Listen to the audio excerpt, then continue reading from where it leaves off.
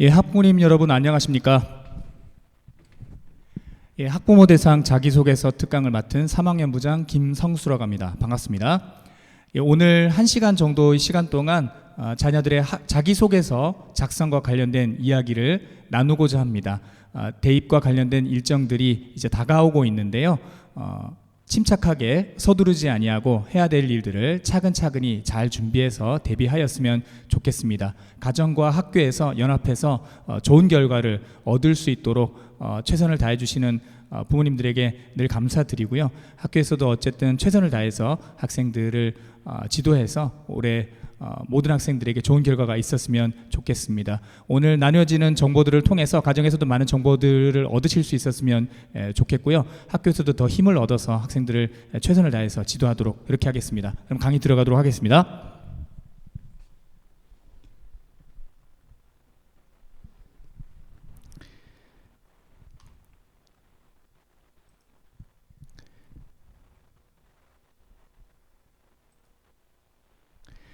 예, 먼저 자기소개서와 관련해서 학교에서 벌어지는 아주 흔한 이야기들로 이야기를 한번 시작해 볼까 합니다. 먼저 자기소개서를 써야 하는 그런 상황이 발생했을 때 학생들은 고민하게 됩니다. 도대체 뭘 쓰지? 뭘 쓰면 좋을까? 라고 이제 소재 고갈로 이제 고민을 하게 됩니다. 그래서 이제 소재가 정해지면 두 번째는 이제 어떻게 써야 되지? 라고 하는 문제로 학생들이 많은 고민을 하게 됩니다. 그러다가 이제 어떤 소재가 결정이 되면 그래도 어쨌든 학생들이 직접 한 일이기 때문에 이 부분에 대해서 장황하게 이제 글을 막 쓰게 됩니다.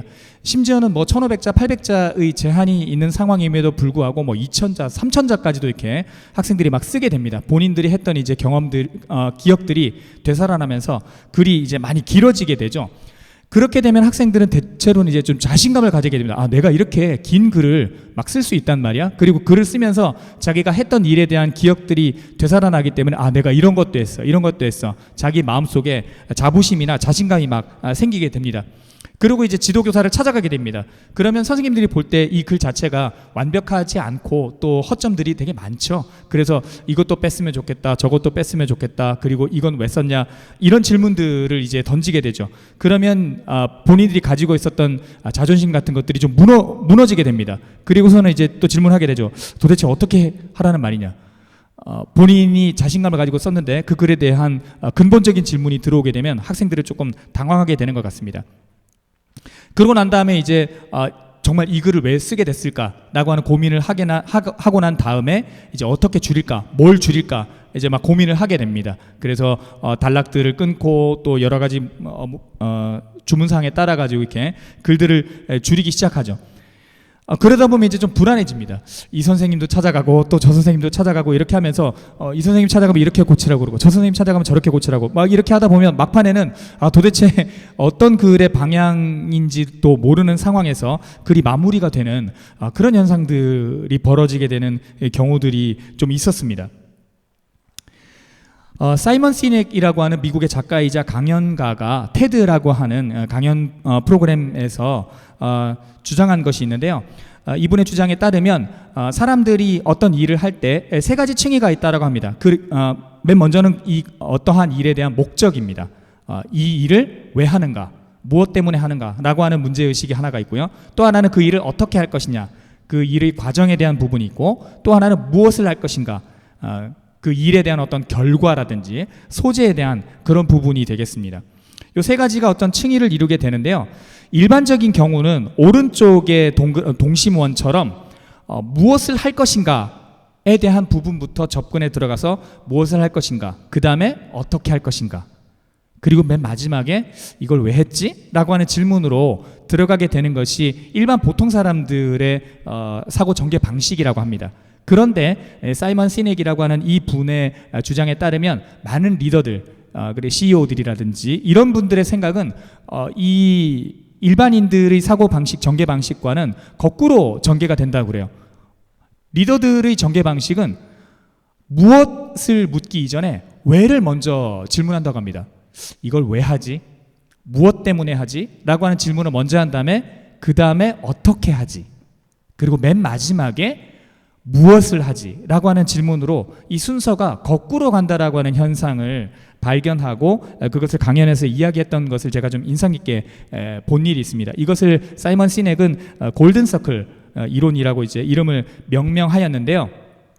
그런데 제가 자기소개서를 학생들이랑 이렇게 지도를 해보니까 이 부분이 자기소개서에도 좀 적용이 되는 부분이 있는 것 같습니다. 다시 한번 보자면 아이들이 먼저 고민할 때 무엇을 쓰지? 이 what에 대한 부분부터 고민을 한다라는 것입니다. 일반인들의 사고 전개 방식과 동일하게 가는 것이죠. 그 다음에 어떻게 쓰지? 그 다음에 어쩌라는 거지. 그래서 what에서 how, why로 흘러가는 이 과정을 거치게 되는 거죠. 그 다음에 첨삭의 과정에 들어가면 이제 리더들이 하는 이 원래 근본적인 어떤 질문들을 하게 되는 거죠. 이걸 왜 시작하게 된 거지? 어떻게 하지? 그리고 이제 무엇이지? 라고 하는 고민으로 거꾸로 가게 된다는 것입니다. 그래서 제가 생각할 때 앞에 있는 이 1, 2단계에 해당하는 뭘 쓰지? 어떻게 쓰지?라고 하는 질문을 하지 않고 처음부터 이걸 왜 시작하지? 라고 하는 질문으로부터 시작한다라고 하면 시간이나 노력을 좀 더 줄이면서도 효과적으로 글을 본질적으로 쓸 수 있는 좀 도움이 될 수 있지 않을까라고 하는 생각을 해보았습니다. 그래서 올해 학생들이 자소서를 쓸 때도 이 자소서를 왜 쓰는 것인가, 혹은 나는 이 활동들을 왜 한 것인가 라고 하는 이 근본적인 질문에서부터 좀 시작을 한다라면 좋지 않을까라고 하는 질문에서 오늘 강의를 한번 시작해 볼까 합니다. 예, 그러면 자기소개서의 개념부터 먼저 들어가 보겠는데요. 일반적으로 사전적인 정의에 의하면 자기소개서는 자신의 이름, 그리고 성격, 경력 등을 타인에게 알리기 위해서 작성하는 문서로 알려져 있습니다. 여기에 이제 세 가지 층위가 있는 것이죠. 자기, 그리고 소개, 그리고 서라고 하는 요 세 가지 층위입니다. 자기라고 하는 것은 제가 생각할 때는 정체성을 얘기하는 것 같습니다. 내가 누구인가, 나는 왜 이런 것들을 했는가라고 하는 의미와 목적에 대한 이야기일 테고요. 그 자기 자신을 알리기 위해서는 어떤 구체적인 어떤 일화와 또 사례가 필요하다고 생각합니다. 이게 소개의 부분인 것 같습니다. 이것이 이제 사이먼 시넥이 얘기했던 걸로 바꾸면 how에 해당되는 부분이 될 것 같고요. 그 다음에 그러한 사례와 일화는 즉 글이라고 하는 형식으로 표현이 되게끔 되어 있습니다. 이것은 완결성을 갖는 어떤 그 형식을 얘기하는 것이 되겠죠. 그래서 자기라고 하는 why의 질문, 그 다음에 소개라고 하는 how의 질문, 그리고 서라고 하는 what의 질문들로 이렇게 층위를 지어서 나간다라고 하는 자기를 소개하는 글이 되는 것이죠. 그런데 여기 이제 그 자녀들이 써야 되는 대입이라고 하는 부분이 추가가 되면 요 글의 형식이나 느낌들이 좀 제한되게 되어 있습니다. 대입 자소서는 교육부에서 규정한 개념에 따르면 이렇습니다. 자기소개서는 학생을 이해하기 위한 참고 자료입니다. 그리고 학교 생활 기록부를 통해서 파악하기 어려운 부분을 이해하는 자료이다라고 이렇게 교육부는 규정을 짓고 있습니다. 점수화가 되지 않는 것입니다. 참고 자료이기 때문에. 두 번째는 자기소개서는 기반이 있습니다. 바로 학교생활 기록부라고 하는 기반이 있다라고 하는 것이 일반적으로 쓰여지는 자기소개서와는 좀 본질적인 차이가 있다라고 하는 점을 생각을 하시면 좋겠습니다. 그래서 동심원으로 만들어 보면 자기소개서는 학교생활 기록부 혹은 학교생활 기록부 종합 전형이라고 하는 틀 안에서 생각을 하셔야 되는 것입니다. 그리고 당연히 학교생활 기록부나 학종 전형은 고등학교의 교육과정, 전체 교육과정 안에 있는 것이다 라고 생각을 하시면 좋겠습니다.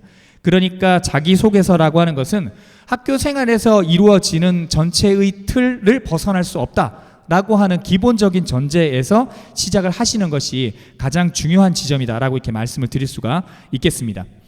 아시는 바처럼 대입 자기소개서는 문항이 있습니다. 주어지는 문항의 답변의 형식으로 써야 되는 것이기 때문에 그 문항이 어떤 것인지를 살펴보도록 하겠습니다. 전년도와는 문항이 조금 달라졌습니다. 원래 공통문항 3개랑 자율문항 하나가 있었는데요. 이 공통문항 3개 중에 1번, 2번 문항이 지금 보시는 1번으로 줄어졌습니다. 1번 문항은 이렇습니다. 고등학교 재학 기간 중 자신의 진로와 관련하여 어떤 노력을 해왔는지 본인에게 의미 있는 학습 경험과 교내 활동을 중심으로 기술해 주시기 바랍니다. 1500자 이내로 쓰시오가 공통문항 1번입니다. 그리고 이전에 있었던 3번 문항이 이제 2번 문항으로 왔는데 문항이 좀 달라졌습니다. 2번 문항은 이렇습니다. 고등학교 재학 기간 중 타인과 공동체를 위해 노력한 경험, 그리고 이를 통해 배운 점을 기술해 주시기 바랍니다. 800자 이내로. 이 두 가지 문항에 대해서 답변하는 것이 자소서를 요구하는 모든 학교들이 공통된 문항이라고 보시면 되겠습니다. 문항 하나씩 조금 자세하게 살펴보면 1번 문항에서 제가 생각할 때 중요한 단어들은 지금 노란색으로 표시되어 있는 이 단어들인 것 같습니다. 진로, 그리고 노력, 의미, 학습 경험, 교내 활동, 이런 것입니다. 자기 자신의 진로와 관련해서 어떤 노력을 해왔는지, 본인에게 의미가 있는 학습 경험과 교내 활동, 그러니까 두 가지 층위가 있는 거죠. 수업 시간을 비롯한 학습 활동에서 어떤 경험을 했는가, 그리고 수업을 제외한 여러 가지 자율이나 봉사나 동아리나 진로나 여러 가지 활동들을 통해서는 그 진로와 관련해서 어떤 노력들을 했는가, 이 부분들 두 가지 층위로 이렇게 자기의 학교 생활을 기술해 보라는 그런 문항이 되겠죠. 근데 여기서 중요한 것은 학습 경험을 흔히는 공부법의 변화로 생각하는 친구들이 굉장히 많습니다. 학습 경험? 그래 나 플래너 썼었지. 학습 경험? 그래 나 오답 노트로 좀 재미를 좀 봤어. 학습 경험? 그래 나 예습 복습을 철저히 하는 바람에 도움을 많이 얻게 됐지.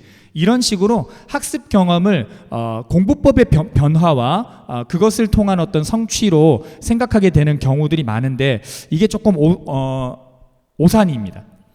서울대학교의 학교생활기록부 종합전형 안내 책자에 보면 학업 역량, 학습 태도와 관련된 서울대학교의 평가 기준의 첫 번째 항목은 이렇습니다. 열심히 공부한 이유는 무엇인가? 뭔가 열심히 노력을 하고 성취를 한 거 되게 중요하지만, 그것 이전에 제일 먼저 물어야 될 것은 너 열심히 공부했구나. 그런데 그렇게 열심히 공부한 이유는 뭐지? 너 학교 생활을 열심히 했구나. 많이 상도 받고 활동도 많이 했구나. 그런데 그거 왜 했지? 라고 하는 근본적인 질문을 대학은 던지고 있다는 것입니다. 자기소개서에는 그 고민들이 드러나야 된다는 것입니다. 왜 공부했고, 왜 활동했고, 이러이러한 것들을 왜 했는지에 대한 자기의 생각이 드러나야 된다는 것입니다. 연세대학교 학교생활기록부 종합전형 안내서에도 이렇게 되어 있습니다. 지원자가 대학의 학습 방식에 잘 적응할 수 있을 것인가, 깊이 있게 공부할 수 있을 것인가, 학업에 대한 태도, 학문적 관심 등이 지속될 수 있을 것인가, 이런 질문들을 하면서 자기소개서를 대학은 본다라는 얘기죠. 거꾸로 얘기하면 이런 질문들에 대한 대답이 자기소개서에 들어가 있어야 된다는 얘기입니다.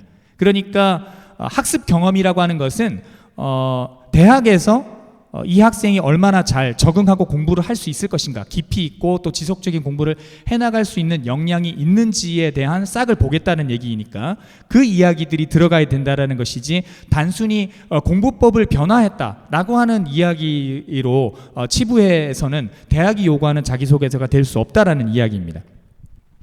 두 번째는 학습 경험을 성적 향상의 이야기로 쓰는 친구들이 많다라는 것입니다. 이렇게 공부했더니 내신이 올랐어요.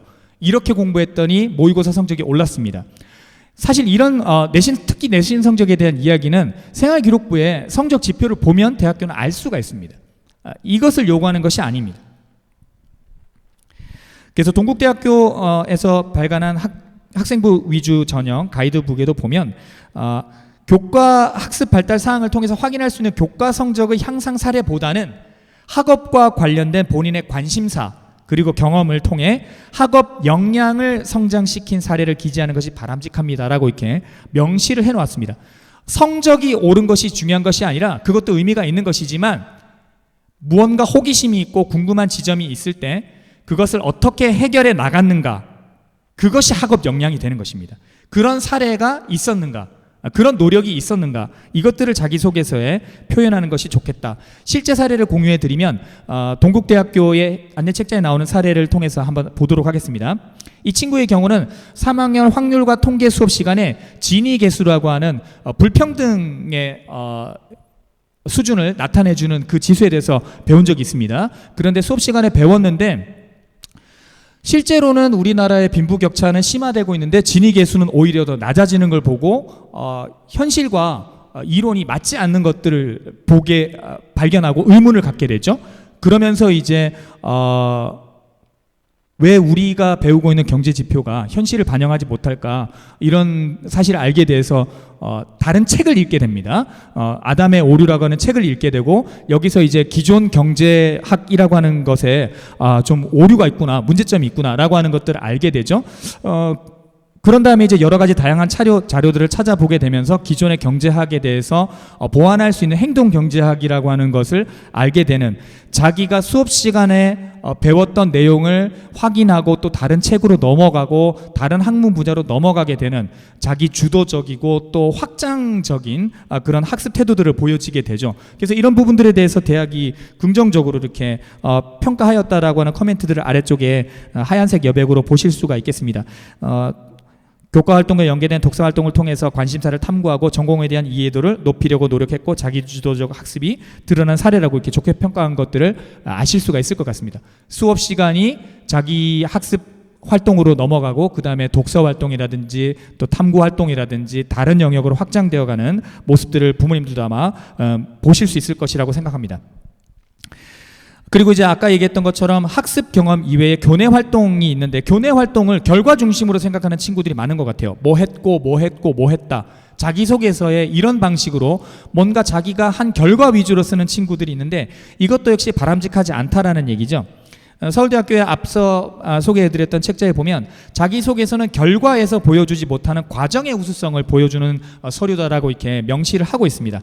그래서 활동에 참여하기 전에 그 동기, 그리고 참여한 전과 후의 과정들, 그리고 학업 역량과 관련해서 그 활동에 참여한 이후에 변화된 부분들까지도 기술을 하였으면 좋겠다. 오히려 그 활동을 중심에 두고 그 전과 후의 과정들을 좀 더 상세하게 서술하는 것이 오히려 필요하겠다. 왜냐하면 그 활동 자체는 생활기록부에 드러나는 것이기 때문에 거기에 드러나지 않는 부분들을 자기소개서에서 보완해주면 좋겠다라고 하는 의도로 읽을 수 있을 것 같습니다.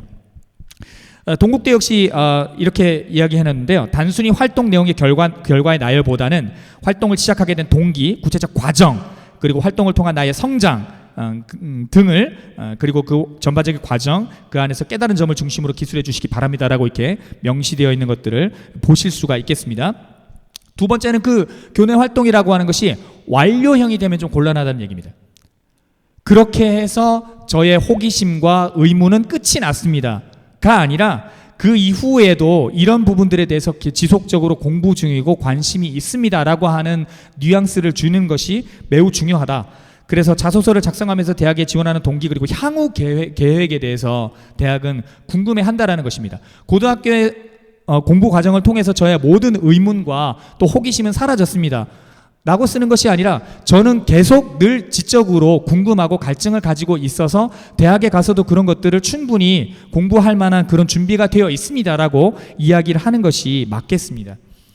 그래서 결론적으로 얘기하면 무엇을 위해서 이렇게 공부했나 라고 하는 지점 하나, 그리고 이러이러한 학습 활동과 교내 활동을 통해서 이런 것들을 하고 나니까 이런 것들이 하고 싶어졌습니다 라고 하는 두 가지 측면이 이 일반 항목을 통해서 드러나면 좋겠다 라고 하는 것이 전문가들이 이야기하는 자기소개서의 주요 포인트라고 말씀을 드릴 수가 있을 것 같습니다. 그래서 교내 활동과 관련된 부분들에 대한 사례들을 좀 보면요, 이 친구 같은 경우에도 다양한 경험을 하기 위해서 C 프로그래밍 반이라고 하는 동아리에 가입했다고 합니다. 그래서 프로그래밍에 흥미가 생겨서 어떤 프로젝트를 진행해 보기로 했죠. 그래서 공부에 어려움을 느끼는 친구들에게 도움을 줄 수 있는 수학 디지털 교재를 제작하기로 이제 프로젝트를 진행했습니다. 그러다 보니까 이제 좀 욕심이 생기는 거죠. 학습자의 정답률을 예측하는 기능을 좀 탑재했으면 좋겠다. 근데 그렇게 하다 보니까 이제 추론하는 방법을 직접 설계해 보고 싶다라고 하는 도전 정신이 생겼다는 거죠. 그렇게 하려고 하다 보니까 기존에 있던 프로그래밍 언어와는 다른 또 프로그래밍 언어를 또 배워야 되는 그런 요구가 막 생기게 되었습니다. 그래서 그런 다른 여러 가지 언어들을 좀 배우다 보니까 여러 가지 언어들의 차이점들에 대해서 느낄 수가 있었고, 결론적으로는 개발자가 프로그램 개발 목적에 따라서 개발 환경에 대한 선택의 폭을 넓힐 수 있다라고 하는 것을 깨닫게 되었다라고 하는 하나의 사실에서 계속 꼬리에 꼬리를 무는 활동들, 그리고 그 활동들이 심화되어가는 과정들을 우리가 잘 볼 수 있는 좋은 사례라고 이렇게 보실 수가 있을 것 같습니다. 그런데 이제 좋지 않은 사례로 이제 제시된 사례들을 보면 이렇습니다. 좋은 통계 자료는 표본 집단의 대표성과 신뢰성에서 비롯됨을 느꼈습니다. 이유가 없습니다. 이것을 왜 시작했는지에 대한 이유가 없이 결론부터 지금 이야기를 하고 있습니다. 그리고 1학년 때 어떤 설문조사를 해가지고 결과를 도출했습니다. 근데 3학년 때가 되니까 그 1학년 때 활동에서 문제가 있었다라고 깨닫게 됐다는 것입니다. 그리고는 밑도 끝도 없이 이제 그 데이터 분석이 중요하다라고 하는 것을 깨달았다라고 이렇게 이야기를 하고 있습니다. 이 활동에 대한 목적과 의미가 무엇인지가 불분명하고, 더 구체적으로는 본인이 이 활동에서 구체적으로 어떤 것들을 했고 또 실제로 데이터 분석이 왜 중요한 것인지에 대한 자기만의 생각이 좀 부족하다라는 그런 인상을 받습니다. 그래서 대학교의 경우도 이런 자기소개서의 경우에는 조금 좋게 평가하기가 어렵다라고 하는 판단을 좀 내리고 있는 것 같습니다. 두 번째 문항인데요. 고등학교 재학 기간 중 타인과 공동체를 위해서 노력한 경험과 이를 통해 배운 점을 기술해 주시기 바랍니다. 여기서 중요한 것은 타인과 공동체입니다. 그리고 노력이라는 단어, 그 다음에 배운 점이라고 하는 단어들이 제가 생각할 때는 좀 중요한 키워드가 되지 않을까 그렇게 생각하는데요. 이 2번 문항은 분명히 개인의 인성을 묻는 문제이긴 합니다만, 이 인성이 개인의 성품을 묻는 것이 아니다라고 하는 것이 가장 중요합니다. 그러니까 혼자 무언가를 열심히 노력한 성실성이라든지 이런 것들을 이야기하는 것이 2번 문항의 핵심이 아니다라는 것입니다. 그러니까 2번 문항의 핵심은 공동체를 위해서 뭘 했냐, 주변과의 관계를 너는 어떻게 맺어갔냐, 이 부분이 핵심이라는 것입니다. 그러니까 타인과 공동체니까 1대1의 관계에서, 혹은 공동체이기 때문에 1대4의 관계에서 본인은 어떻게 했느냐, 그 부분에 대해서 당연히 갈등이 생길 수 있고 의견의 충돌이 있을 수가 있기 때문에 그런 부분에서 본인은 그것들을 해결하기 위해서 어떤 노력을 펼쳤느냐, 이런 부분이지, 혼자 열심히 노력했습니다, 혼자 열심히 잘 참았습니다, 절제했습니다, 이런 것들을 이야기하는 것이 아니라 반드시 타자, 다른 사람과 또 공동체와의 부딪히는 부분에 있어서 본인이 어떻게, 그 속에서 본인이 어떻게 노력했느냐는 것을 드러내는 것이 2번 문항의 핵심이다라고 이렇게 말씀을 드릴 수가 있겠습니다. 그래서 개인의 성품을 의미하는 것이 아니라 공동체의 일원으로서 그 역량에 해당되는 의사소통 능력이라든지 배려심이라든지 협력이라든지 시민의식이라든지 2번 문항에서 강조되어지는 역량은 이런 것이다라고 하는 것들을 좀 유념해 주시면 좋을 것 같습니다. 두 번째는 그 인성이라고 하는 것이 천부적인 성품이 아니라는 것입니다. 나는 원래부터 착했습니다, 원래부터 성실했습니다, 이런 얘기를 듣고 싶은 것이 아닙니다. 인성과 관련된 분야에서 서울대가 제시한 평가 기준의 첫 번째는 이것입니다. 바른 인성을 갖추려고 노력했는가. 무슨 말씀인지 아시겠죠? 인성이라고 하는 것이 천부적으로 부여받은 그 어떤 것들을 누리는 것이 아니라 자기 자신이 만약에 단점이나 결점이 있다면 그것들을 고치기 위해서 노력한 것이 뭐가 있냐. 그러니까 오히려 그 인성에 대한 후천적인 면을 강조하고 있는 것을 알 수가 있습니다. 개개인별로 다 장단점들이 있기 때문에 완벽한 인성이라고 하는 것은 존재하지 않는다. 특별히 공동체와 관련해 가지고 너는 어떤 부분을 노력했냐, 그 공동체를 위해서 어떤 부분을 후천적으로 개발하려고 애를 썼냐, 이 부분들이 좀 드러나야 된다라는 것입니다. 그래서 이 부분도 그냥 원래부터 착했습니다, 원래부터 성실했습니다, 원래부터 다른 사람에게 해를 끼치지 못해요, 이런 얘기를 하는 것이 아니라 되게 구체적인 활동의 노력으로 드러나야 된다는 것입니다. 연세대학교 사례에서도 볼 수 있듯이 본인이 처한 구체적인 상황, 그리고 그 상황에서 어떤 행동을 했는지, 그리고 왜 그렇게 행동했는지 이유, 본인이 기울인 노력, 깨달은 바, 변화된 점, 마치 학교 수업 활동을 제시하듯이 여러 가지 구체적인 상황에서 본인이 그런 행동을 했던 이유와 동기, 그리고 노력의 과정들, 또 전후의 변화 과정들, 이런 것들을 구체적으로 작성하는 것을 대학은 요구하고 있는 것을 알 수가 있습니다. 역시 이것도 사례를 한번 보시면요, 역시 동국대 사례인데요, 이 학생은 2학년 때 교육봉사를 했습니다. 근데 분노조절 장애를 앓고 있는 한 학생을 만나면서 당황하게 된 거죠. 그러니까 1대1의 관계에서 뭔가 당황하는 문제적인 상황을 만나게 된 거죠.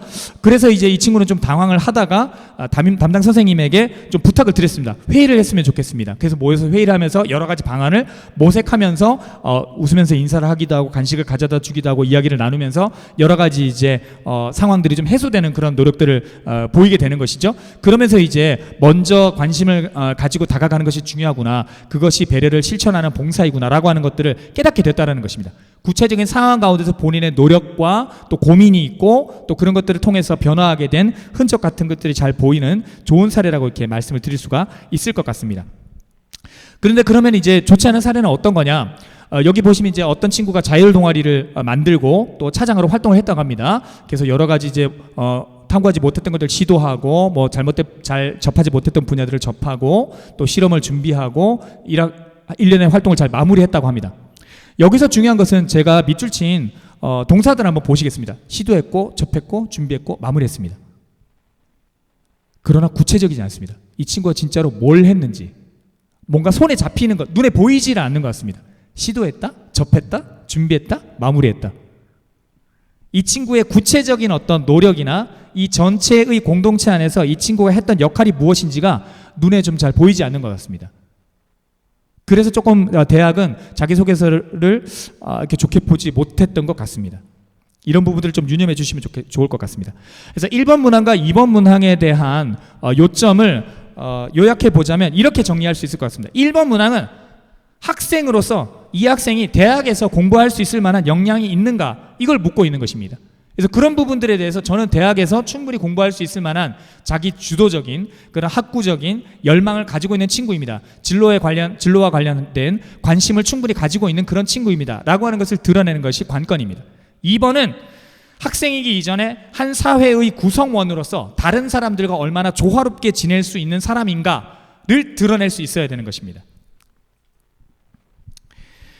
실제로 자기소개서를 이제 쓸 때 부모님들이 쓰시지는 않겠지만 학생들이 대략 이러한 단계로 이제 글을 쓰게 될 것입니다. 첫 번째는 문항을 분석하는 것입니다. 지금 우리가 보았듯이 1번, 2번 문항, 그리고 이제 대학별로는 이 학과를 왜 지원하게 됐습니까? 라고 하는 3번 문항들이 좀 있기 마련인데 어쨌든 각 문항들을 좀 분석하게 되고요. 두 번째는 아까 말씀드렸듯이 대입 자기소개서는 학교생활기록부라고 하는 기반이 있습니다. 그래서 자기 학교생활기록부를 좀 분석하게 되고, 세 번째로 어떤 소재를 정하면 그 소재를 가지고 연계할 수 있는 사고의 확장 과정이 필요하고요. 네 번째가 이제 최종 점검으로 글을 쓰면서 여러 가지 윤문을 하게 되는 그런 과정들을 좀 거치게 된다라고 보시면 될 것 같습니다.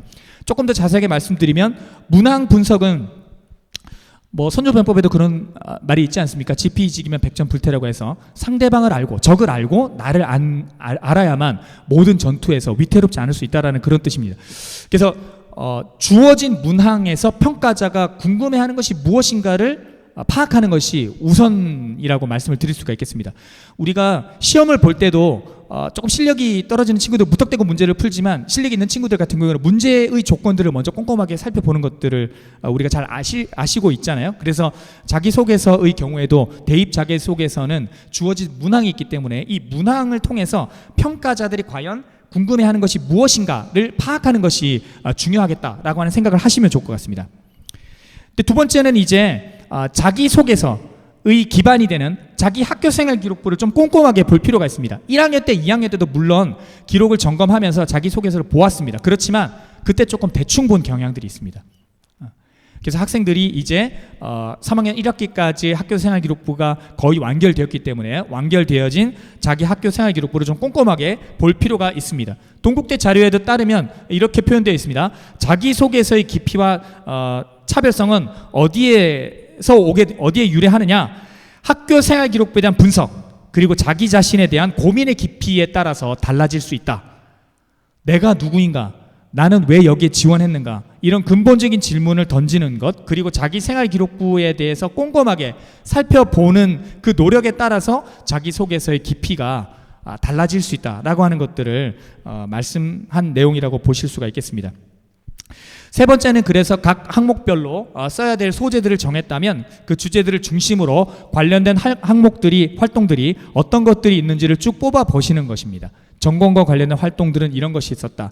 또 자기 자신이 인성과 관련된 부분으로는 이런 특징을 좀 강조하고 싶은데 그 활동을 강조하기 위한 여러 가지 활동으로서는 이런 것이 있구나 라고 하는 것들을 쭉 자기 관심사들을 여러 가지 학교생활 기록부에 있는 다양한 기록들을 통해 가지고 연계해서 좀 찾아보는 그런 노력들이 좀 필요할 것 같습니다. 그런 다음 마지막에 이제 그 필요한 내용들을 엮어서 글로 풀어내시고 마지막에 이제 글자 수 제한이라든지 또 맞춤법이라든지 이런 것들이 있으니까 이런 것들을 최종적으로 이렇게 점검하는 그런 일들이 이루어져야 될 것 같습니다. 이 과정에서 제가 사소한 팁을 몇 가지를 드리자면 아이들이 글을 쓸 때 처음에 좀 장황하게 쓰는 그런 경향이 있습니다. 그래서 첫 번째로는 두 괄식으로 쓰는 것이 중요합니다. A이기 때문에 B입니다 라고 이야기를 하기보다는 B입니다. 왜냐하면 A이기 때문입니다. 이 형식을 유지하는 것이 좋겠습니다. 자기가 먼저 주장하고자 하는 가장 강력한 이야기를 먼저 던진 다음에 그 다음에 부가적으로 추가적으로 설명해야 될 부분들을 놓는 두 괄식으로 구성되어 있는지를 확인할 필요가 있습니다. 두 번째는 맨 처음에도 말씀드렸듯이 학생들이 처음 했을 때는 자기가 어떤 활동을 했던 과정들을 굉장히 상세하게 장황하게 쓰는 그런 경향들이 있습니다. 심지어 자기소개서를 처음에 이제 그 학생들을 지도하려고 이렇게 받아보면 한 문장이 한글 파일로 3줄, 4줄, 5줄까지 되는 것도 제가 봤습니다. 문장이 끝나지를 않는 겁니다. 이러면 읽을 때 되게 불편하고 좀 장황하다는 느낌을 받습니다. 최대한 문장의 길이를 좀 짧게 의미 단위로 끊어서 이렇게 구성을 할 필요가 있겠다. 그래서 문장을 좀 간결하게 나누는 것이 좀 필요하겠다. 세 번째는 좀 분명한 어휘를 사용할 필요가 있습니다. 미사여구 좋지 않습니다. 애매모호한 감성적 단어 배제하는 것이 좋겠고 분명한 어휘로 자기 자신의 주장을 쓰는 것이 좋겠다. 세 가지 말씀드렸습니다. 기억을 하시면 좋겠습니다. 두 괄식으로 구성할 것, 그 다음에 문장의 길이를 좀 줄일 것, 그 다음에 분명한 어휘를 사용할 것, 이런 것들은 좀 학생들이 잘 아시면 좋을 것 같으니까 부모님들께서도 주지하고 계시면 좋을 것 같습니다. 다섯 번째로는 이제 기재 금지 및 유의사항인데요. 이것은 공식적인 것이기 때문에 잘 알아두시는 게 좋겠습니다. 이런 친구들은 거의 없겠습니다만 어쨌든 공인어학 성적을 쓰는 것은 당연히 금지되어 있습니다. 토익, 토플, 탭스 뭐 이런 것들 비롯해서 다른 여러 가지 외국어의 공인어학 성적들도 쓰시면 안 됩니다. 그리고 교회에서 한 어떠한 좋은 것이라도 쓰시면 안 됩니다. 수학이나 과학, 올림피아드 뭐 이런 수상 실적들 당연히 쓰시면 감점되거나 불합격이 될 수가 있습니다. 그 다음에 이게 제일 중요한데요. 앞에 있던 두 가지는 거의 쓰는 학생들이 없습니다. 근데 경우에 따라서는 이 경우는 지금 쓰는 학생들이 꽤 있다고 대학교 측으로부터도 이렇게 연락을 받고 있기 때문에 이 부분들을 주의하셔야 됩니다. 자기 성명 쓰면 안 됩니다. 학교 이름이 들어가도 안 됩니다. 그리고 부모님이나 지인과 관련된 직업이나 사회적인 지위를 암시하는 그런 단어가 들어가서도 절대 안 됩니다. 이 부분들을 주의하셔야 됩니다. 여기서 이제 질문이 들어올 수가 있습니다. 만약에 어떤 학생이 자기 뭐 삼촌이나 할아버지나 아버지의 어떤 직업 때문에 관심을 가지게 되었다. 그럼 어떡합니까? 자기소개서에 이 분야에 대해서 관심을 가지게 되었는데 어떻게 합니까? 이렇게 생각하시면 좋겠습니다. 그 학생이 그 직업에 대해서 관심을 가지게 된 것이 삼촌이 그 직업을 가지고 있기 때문인가, 아니면 삼촌이 가지고 있는 그 직업의 특성 때문인가?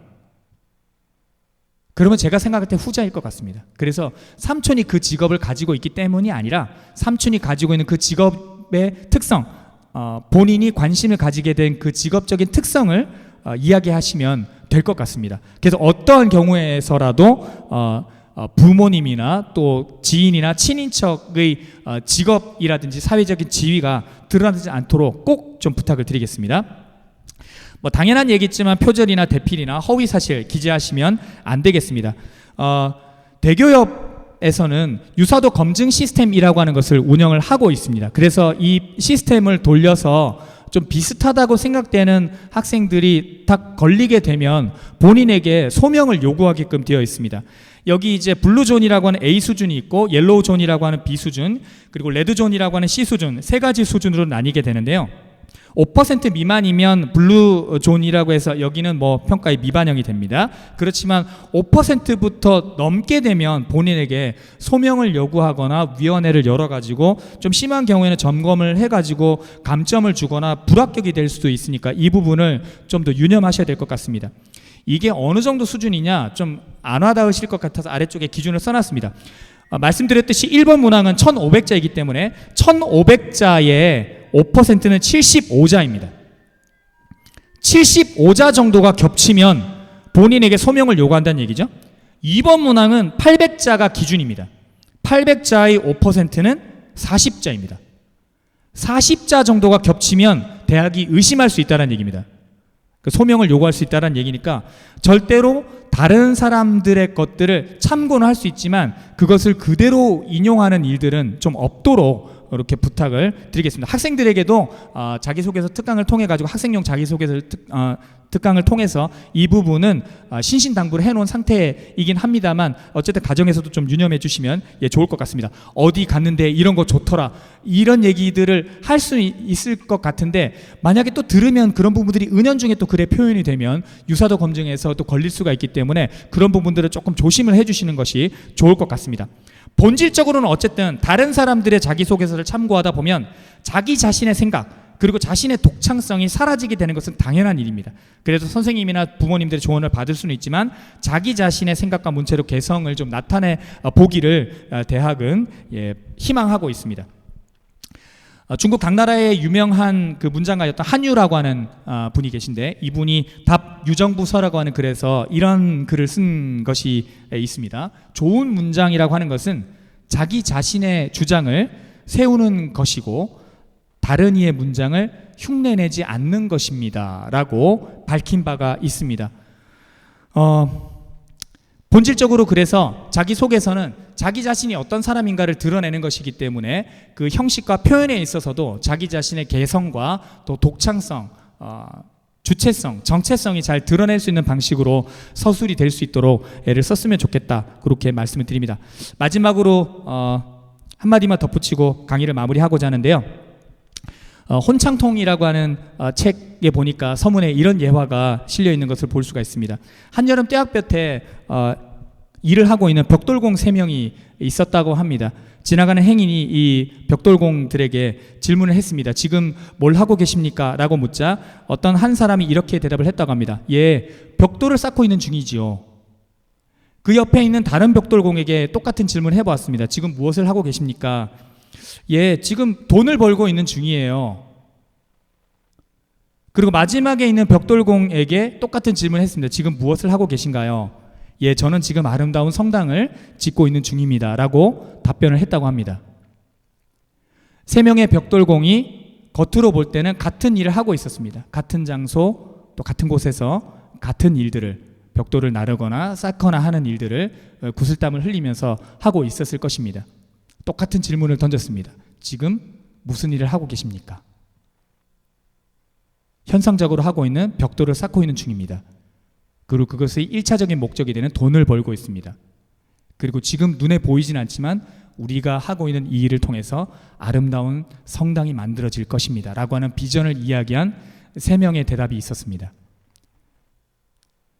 저는 학생들이 쓰는 자기소개서가 이것과 비슷하지 않을까라는 생각을 했습니다. 같은 학교, 같은 공간, 같은 책을 보면서 같은 선생님 밑에서 여러 가지 활동들과 수업들을 해왔습니다. 그리고 묻습니다. 넌 이걸 왜 했지? 넌 무슨 생각을 했니? 표면적으로 보이는 대답을 할 수도 있고 1차원적인 대답을 할 수도 있고 그가 가지고 있는 비전을 이야기할 수도 있을 것 같습니다.